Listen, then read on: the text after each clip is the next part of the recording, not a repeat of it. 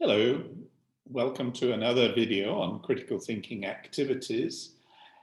In this video, I'll be looking at data and how we can introduce critical thinking activities into the language classroom by analyzing data, in particular, data which is misleading.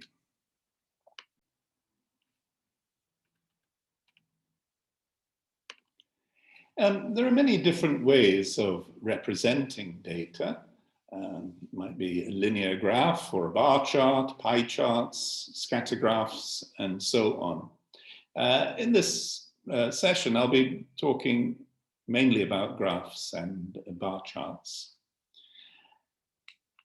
So let's go back to critical thinking. First of all, critical thinking is basically being skeptical about something that is put in front of us, whether it's a piece of data or whatever, being skeptical, being doubtful, and asking questions. And not just factual questions, but rather more perhaps searching questions or probing questions or difficult questions. And this is a skill, I think, that students need to be trained in. So I'm going to look first of all at how we can analyze data in general. So taking any piece of data and what steps can we go through in order to start an analysis of it. And I'll be looking at a graph in this particular case. Let's start with this world oil price. And I've come up with a list of questions that we can use as a basis for our analysis, a very simple analysis, with students becoming familiar with dealing with data. So I'll go through these questions one by one. So what is the title of the graph? Do any of the terms in the title need clarification or definition? Well, the title, clearly world oil price. We might want to have some clarification about which kind of oil we're talking about, because apparently there are many different types of oil and different prices that are quoted. So that might be something that needs to be clarified. We can see this also in some other titles I put up here. So hotel occupancy rates in Brazil. So what kind of hotels are we talking about? We would need that to be made clear. Is it 5-star, 4-star, or all of the hotels in Brazil? Sales of luxury cars. What do we mean by a luxury car? Which brands are included as a luxury car? Number of flights performed by global airlines. So is that passenger flights or cargo flights or both? And then we might need to have a definition of GDP at the bottom here. Okay, on to the second question. This is just going through the two axes. The horizontal axis, what is the scale? It shows time over a period from January 1998 up to June 2014. And the vertical axis shows the oil price in dollars per barrel, starting from 0 up to 140. Not all of the vertical axes start with 0, which is sometimes a problem, and I'll come back to that later on. Now we want students to have an overview before we go into any detail. So the overall trend of the graph is clearly upwards during this period. Are there any important exceptions or interesting details? Well, clearly there are at least 2 or 3 rather sharp drops in the price of oil. And this leads us on to speculation. And it's no more than speculation because we don't have any further information. So that's why I emphasize possible. What possible reasons can you think of for these exceptions? So students might come up with ideas like perhaps there's a global financial crisis, or maybe the climate is in the northern hemisphere, there's a very mild winter, for example, or there might be hurricanes in oil producing areas, there might be wars, and so on and so forth. This, by the way, this section on analyzing data, commenting on data, is to be found in Framework, and along with a task, which is actually asking students to research the oil price from the year 2014 up to the present day, and then to produce a graph and then to comment on the graph. So it's got potential for follow-on activities.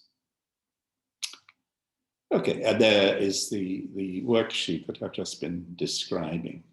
And as I said, this can be used for any, can be adapted to be used with bar charts and pie charts and whatever. Okay, let's move on. Sorry, well, one more point there. This is also taken from the book. This is a more formal way of analyzing a piece of data, requiring students to make notes. So title, explanation, overall picture, important and or interesting details, and so on and so forth. For this graph, they may, on the world oil price, they might fill it in like this. Putting in important and interesting details and explanations for the possible explanations for the patterns and so on. And this can lead on to a writing activity, a description of the graph, or it might lead on to a presentation as well. Right, let's move on from a general analysis of data to focusing in particular on misleading data. And by misleading, I mean data that is possibly inaccurate, it's incomplete, it's cherry-picked, meaning that the person producing the data has only taken that data which supports his or her opinion and has ignored other data. So that's not a very academic approach.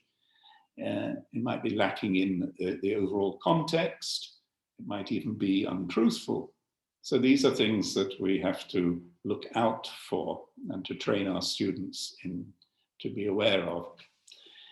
Let me give you some examples now. So one example of misleading data is not comparing like with like. So for example, apples and pears, we need to compare apples with other apples and not with pears. And the same with Jeeps and saloon cars. We need to compare a Jeep with other Jeeps to see which is the best or the most powerful or most reliable, and not with a saloon car. Here's an example of that. And this is taken from COVID data, and there is a lot of data around. It's a very rich source, although we might not be very comfortable with it, but it's a very rich source of data. And I've taken an example here, COVID cases by country. So if we look at this bar chart, we see that the United States is not doing very well. It's at the top here. By the way, this is old data. This is from August 2020. So things have changed dramatically since then. But just to make the point, and then we look further down and we see Austria, only 13,000 cases. But of course, we're not really comparing like with like here, because some countries are much bigger than other countries. They have bigger populations, and this should really be taken into account. In this chart, this is exactly what is done. So reported cases per million inhabitants. And then the US and Austria have changed positions to a certain extent. Austria is a little bit above the United States. Right, so this is an example of not comparing like with like when we're looking at cases by country. Okay, another example is when data does not look at the wider context. And for example, if we look at this picture, we wonder what these people are doing. We can't really make head or tail. Some people seem to be dancing. If we look at the wider picture, literally, we see that they seem to have just come out of their factories. and they're kind of celebrating the end of the day. Let's have a look at some graphs to show this. So again, COVID, I'm afraid, but if we look at the deaths per day in the UK in the autumn, that we find an increase. This was the beginning of the second wave, as it was called. But on its own like that, that is not much help. We really need to have the context of what has been happening before and afterwards. So this gives us a much better idea. Here is the arrows pointing out the information we had about the autumn. But since then, cases, deaths rather, have increased dramatically. Although thankfully in the last few days or weeks, numbers have started to come down. Even so, we might say, well, this isn't enough. Let's have a look at the whole picture, the whole context. And there we have the whole year, starting from February right through to the present day. And there was our initial point. Our initial graph came just from that small section. Now then, here's another example on using gold price over the last 30 days. Now, if you were thinking of buying gold, you might want to look at the price and you say, oh, well, it's a bit lower than it was earlier in January. By the way, a point here, as I was saying, the y-axis doesn't always start at 0, and here it doesn't. It starts quite high up. So 1,820. If we want to get a better picture of the gold price, we might say, well, let's have a look at the last year. And then we see something completely different. That, in fact, the trend is upwards, but there has been a blip in the last few weeks and the price has gone down. Not quite as high as the peak that there was in August, but it's still higher than it was in February. And if we really want to get a broad picture, we can take the 30-year view of the gold price. And we see that overall, there has been an upward trend in the gold price. And what we see at the moment appears to be a little blip. Right, okay, so that is looking at the wider context. It can be misused, of course. Again, coming back to cherry picking. So here's our salesman, and this is these are his figures for the last half of a particular year. And we can see that, in fact, the sales have been increasing quite nicely during this. But he wouldn't be quite so happy to show the whole year, where the sales were declining in the first half and then just picking up in the second. So this is an example of how it can be misused, selectively taking a particular part and ignoring the wider context. Right, I've mentioned already not starting from 0 on the vertical axis, a missing baseline. Well, an effect of this can be to exaggerate the differences, and this might be done for particular purposes. If we look at this chart of interest rates, for example, at a quick glance, we see 2008 to 2012, well, there's been a rapid increase in interest rates. But we notice, of course, that the y-axis doesn't begin at 0. And if we do make a chart that begins at 0, the picture is very, very different. So the change in interest rates is very, very slight. Here's another example. This is from The Times, a British newspaper, and it's rather boasting that its sales are doing much better than the Daily Telegraph, for example, which is one of its rivals. And you can see there's quite a big gap. And you might think, oh, well, that's about a 50 or 60% difference. But when you look at the scale down here, it's only starting from 420,000 copies a day, not from 0. And so the effect is to exaggerate the difference.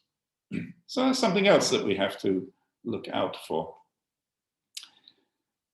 Another problem might be that an unsuitable graphic is used to represent the data.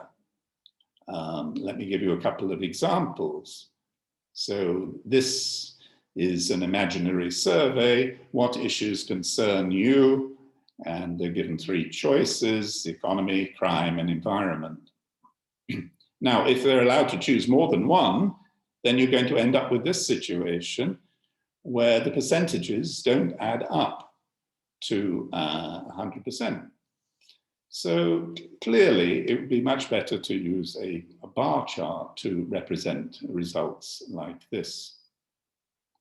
Here's another example. Here, the user has the presenter, I should say, has used a graph to show the data, which is totally unsuitable. Travel expenses by department. We're comparing each department and the amount they've spent on travel. So obviously a bar chart would be a much better way of doing that. So that's something else for students to look out for. Is the data being shown in the most suitable way? And finally, of these examples, using data to impress and not to inform. And this, I think, you find a lot in advertising, and we could call this junk science. So in this example, the advertisers have thrown in a bar chart, and you can see from this that there is actually no scale on the bar chart. Just an indication that cat chunks is probably healthier than the average cat food.